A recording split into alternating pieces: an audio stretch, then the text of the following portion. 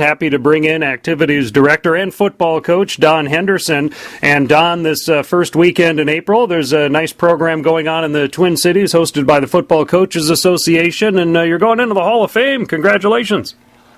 Thank you, Roy. Some days I feel a little too young to be going in there, and then other days I feel plenty old and wonder what took them so long. No, just kidding. But it's a pretty special thing. And the way I look at it, it's a program award. It's a Triton football award. A lot of great kids and assistant coaches have been as big, if not a bigger part of this thing than myself. And I'm sure over the course of time, that's exactly what it is. You've got to build the excitement. It takes yourself and the assistant coaches, and the kids have to enjoy it and pass on that love to the upcoming generation and the next class too, right? That's right. Buy-in is huge, and in this day and age especially, but it has been forever. You got to get the kids to buy in. And obviously over here that's happened, but the other thing that's been really special is the buy-in of the communities and the student body and everything. So we've had wonderful support from the administrations we've been under, and it's just been a very good thing. I think somewhat lucky to end up in a place like this that kind of fit my personality and my work ethic and stuff, and I'm pretty thankful for that. You were involved in coaching before Triton came into existence as the co-op. What do you remember about the transition, or if there were difficult times bringing the communities together into what is now Triton? Obviously there are a lot of stories about those days. I really enjoyed the 3 years that I coached Hayfield Dodge Center, and actually found it really hard to leave those Hayfield athletes behind. We had some great kids there and had some good buy-in and had a good thing going. The last year we were Hayfield Dodge Center, we went 9-1 and didn't lose till New Prague in the playoffs, and shut out the first 6 teams we played that year, and it was just a lot of fun, and so that was tough, but it is what it is, and I was pretty young back in those days, and you just jump onto the next ship and start rolling. What got you started in coaching? Why did you want to do this? Well, my dad was a teacher and coach of mine in high school. He was the head wrestling head football coach and head wrestling and assistant track when I was growing up. So, I saw him. I saw the other coaches, in an informal setting, away from school. The coaches all hung out together. Mm-hmm. And in my hometown, they were well respected. So, it was something you looked up to them, and to do that, I thought would be pretty special. Do you feel you've changed as a coach over the time? I do. Some people would argue I haven't, and I will admit to some things, being a little stuck in my ways and a little ornery about things. But I think overall, I've kind of learned to roll with the punches maybe a little better.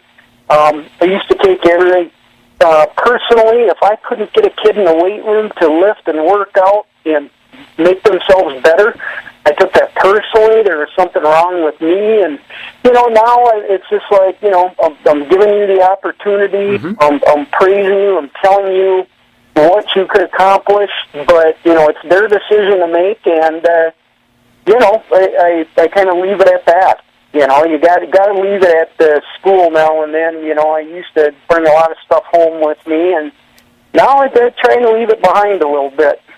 Has the assistant coaching staff stayed a lot in place over time?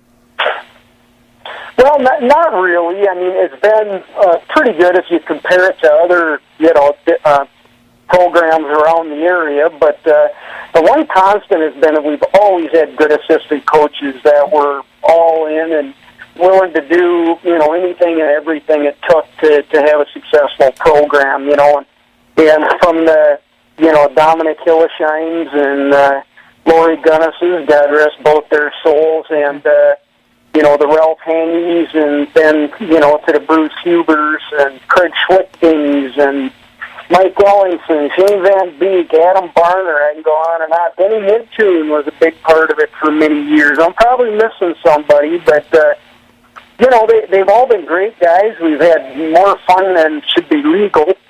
Some of it was probably illegal anyways, but, we had a blast doing it, and we worked hard, and, got the kids, to have some fun and do some good things, and, it's been special.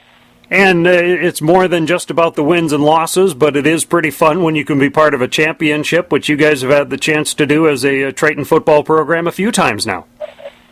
Yeah, and it's interesting because, you look at those championship teams, and it's really easy to focus on that top-end talent, those, all-state caliber kids and all that. But I'll tell you what, the older I get, when I look back, the appreciation for those kids that showed up every day and worked hard in practice and gave a good look on scout team and maybe helped on special teams or, backed up and, didn't get on the field as much as they would have liked to. But you know what? Them and their, parents supported the program, and they kept showing up and working their tail off. Those are the ones that I think you learn to appreciate over the years. The style of game, how much has it changed, and do you like where football is right now?